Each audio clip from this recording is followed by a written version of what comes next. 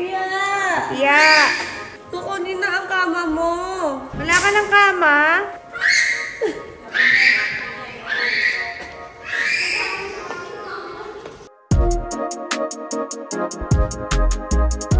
Ayun na nga guys. Nakikita nyo sa likod, napakagulo, diba? Yun ay dahil kagabi, nag-aayos ako ng gamit ko. Hindi na ako magkanda o gaga kung saan ko ilalagay yung mga gamit ko guys. And ang nangyari, pinagpahinga muna ako nito. And then, pagkagising niya, sabi niya na naginip daw siya na umiiyak daw ako dahil nga daw sa kwarto ko. Which is, kung titignan mo nga naman kasi talaga nakakaiyak kasi ang daming gamit, hindi ko maayos ng todo. So, nai-stress na ako. So, nag-decision si Tony na magpalit na lang kami. Actually, hindi magpalit. Actually, pinagamit niya sa akin yung kwarto niya sa taas ngayon. And then, doon na lang daw siya kakwarto sa dressing room. So, ang mangyayari, itong kwarto na to is magiging kwarto lang talaga ni Happy at ng mga gamit namin. At yung kwarto sa taas ni Tony na tinutulugan niya is doon na kayo matutulog nila Harvey. Dahil, alam niyo naman si Mami Oni. Backstory guys, siya talaga ang #1 na nag-support at nagpilit sa akin na mag-baby na kaya nagkaroon ng Happy. Kasi sabi niya sundan ko na daw si Happy dahil nga yun yung mga bagay na pinagsisihan niya kay Tyrone niya na hindi niya masundan-sundan hanggang ngayon. So, sabi niya, magbuntis na ako hanggat kaya ko pa, hanggat maaga pa, sundan ko na si Happy. Kaya ngayon, buntis ako, nai-stress ako, hindi ako makapag-linis dahil sa batang ito. At nai-stress talaga ako, guys. Kaya naman, alam, nagpapapasok ng mga gamit. Nagpapapasok labas na lang ng gamit. Ayan. Thank you, Kuya Tan. Kaya naman, dahil support siya sa pagbubuntis ko, support din siya sa pagtanggal ng mga stress ko sa buhay. So, ayun. Talagang naawa daw siya sa akin dahil daw sa panaginip daw ni Mami Oni. Iyak daw ako ng iyak dahil sa kalat ng kwarto ko. So, ayun guys. Share ko lang sa inyo. Maglilipat na ako ng kwarto. Kasi, ang dami kong gamit. At nai-stress na talaga ako kagabi. Halos nag-away na kami ng kapatid ko. Dahil sa init ng ulo ko kasi nakikita ko yung kwarto ko. Ang gulo-gulo, wala akong peace of mind. So, ayun.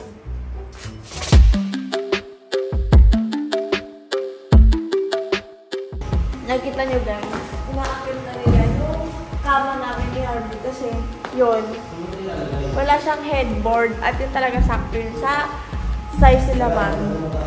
Ito yung dating pull out. Nakakasaan na natutulog si Happy at saka si Mama Needs. Sobrang liit lang talaga. Tapos nasisiksik si Mama Needs. Nalalaglag si Mama Needs. Kasi si Happy, sinasakop niya lahat ng kama. Ito na rin kami nakuha. Ito ni Jowa. Sinabuntis sa iba ba? Meron kang bubuha ko. Ito na. Apaka-supportive. Hirap ng ganito. Parehas na lang kaya sa Papi. Ito di naman yung deserve. Dati pwede pala yasin. Yan daw tagapagmalan. Lagi kasi tinasabi ng mga tao dito, nagsasabi raw si Papi na hindi mo deserve. Guys, di rin deserve ni Papi to.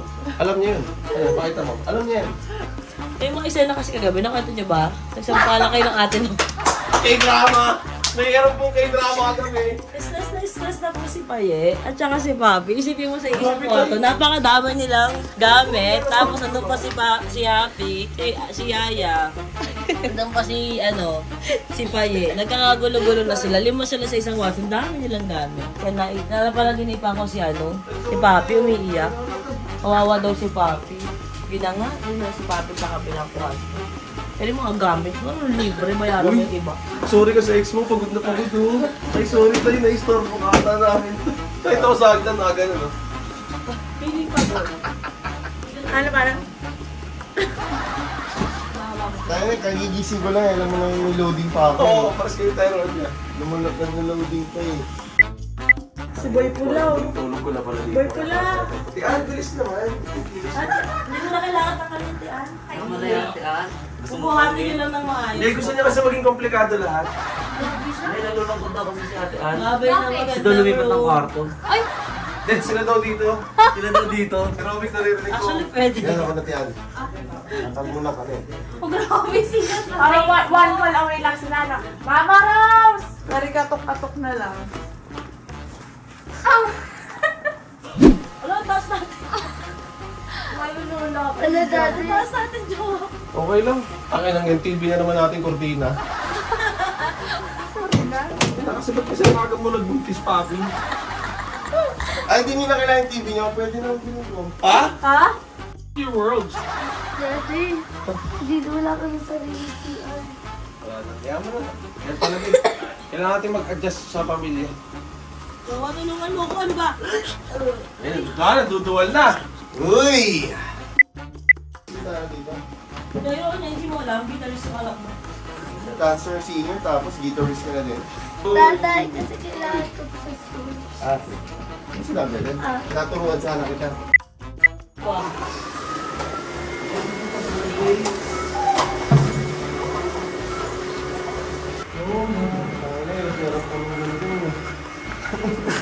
Ano pa, John?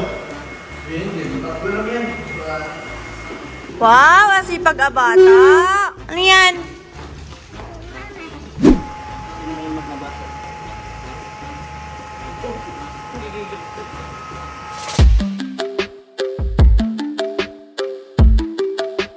So, ang ganap dito sa bagong kwarto ni ate, ayan, tinutulungan ni ate Tentay si ate mag-ayos ng comforter. Wow, friendship! Ayan! Maayos na yung kama. Nag-i-spray na lang yung ate ko ng pampabango. Hindi na spray. Down nila sabi niya. Down ni ano yung hotel ko.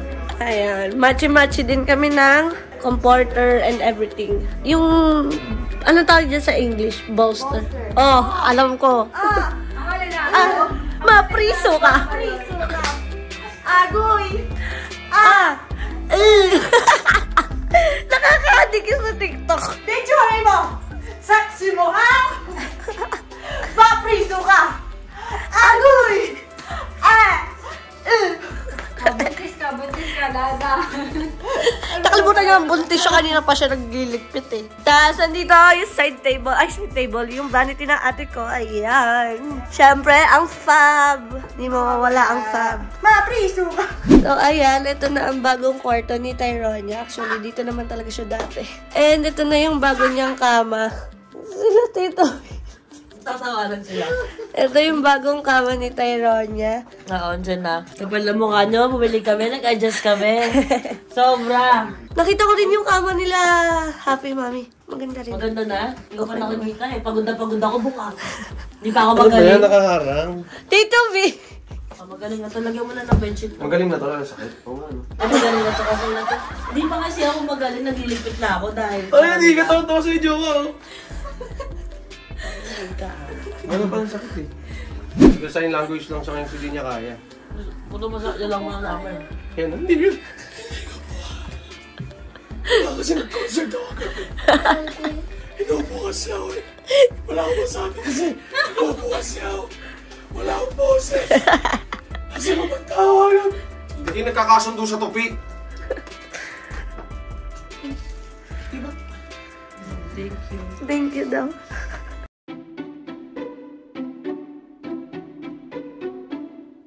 Ayan. Nagkakabit ngayon si Kuya Tatan and si Chong ng TV. Ayan. Thank you, Kuya Tan. Ayan. Ito yung bagong TV. Yung isang TV kasi na kay Mami. Yung nakakabit dyan. Tapos ito yung bago. Thank you, Mami. Ayan yung ate ko dito tulog. Ayan, nakikita nyo. Mag-3 o'clock na po. Ayan ang sitwasyon nila ngayon. Si Kuya Tata. Tatlo sila nagtutulungan magkabit ng TV para lang malagay na agad. Kuya Tata, ano yung sinasabi mo kanina? Wala. May sinasabi ka po kanina eh. Sampalin daw kay Tate. Tulog eh. Tulog lang tayo matapang. Kuya Tal, pinag-aaway mo na naman kami ng ate ko. Pinag-aaway mo na naman po kami. Okay na nga kami. Yung ate ko po, hindi niya matandaan na pagising-gising siya kanina. Kasi kanina, nakatulog siya habang nagsa-cellphone. Tapos ako, nag-CR ako. Di ba galing ako CR, tapos natulog si ate ganyan. Tapos paglabas ko ng CR, gumanon siya. Huh? Gumanon siya. Gumanon yung ate ko. Tapos, sabi ko, nag-CR lang ako. Sabi niya, okay. Tapos tulog siya ulit. Ayan, gising na naman siya. And pinakuha niya yung tubig niya. Hindi naman niya iniinom. Kamusta naman ang pagbubuntis mo, te? Ang niyo.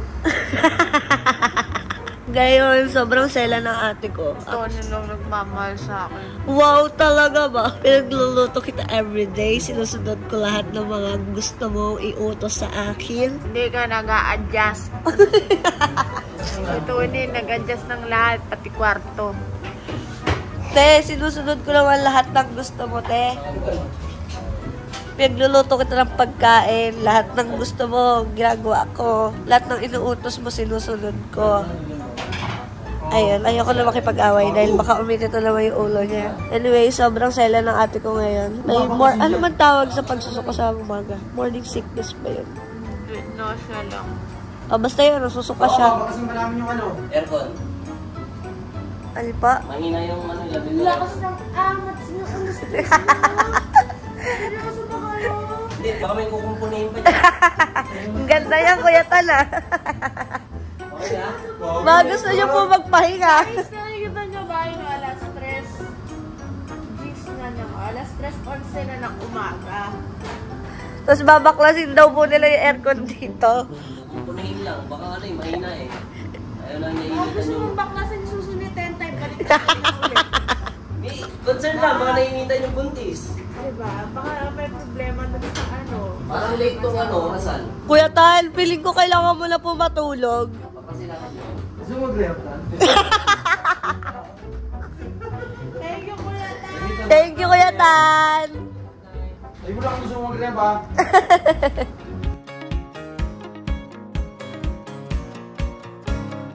So, ayun na nga po, nakapaglipat na rin po kami and andito na kami ngayon sa room ng Team Onins. Ayan, andito sila mami and ang ate ko nagpapahinga lang.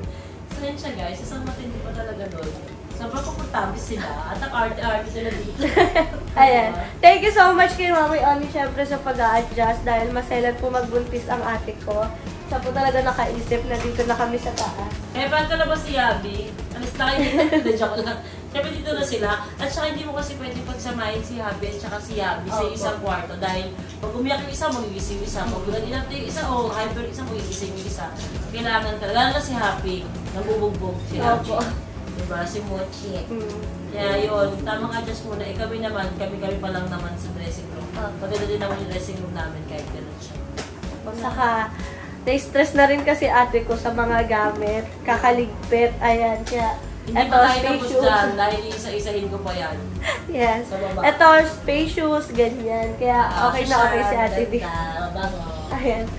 So, ayun lang po. Huwag niyo po kakalimutan na mag-follow sa mga social medias namin. Ayan. And please, like and subscribe! Sabi yung lakas ng galang sisters, so.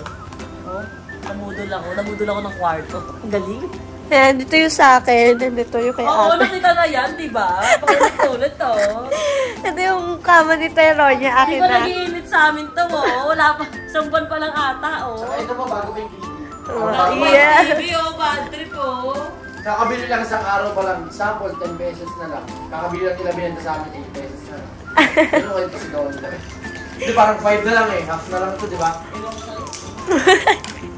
Ayan, thank you baby girl sa pag-a-adjust po.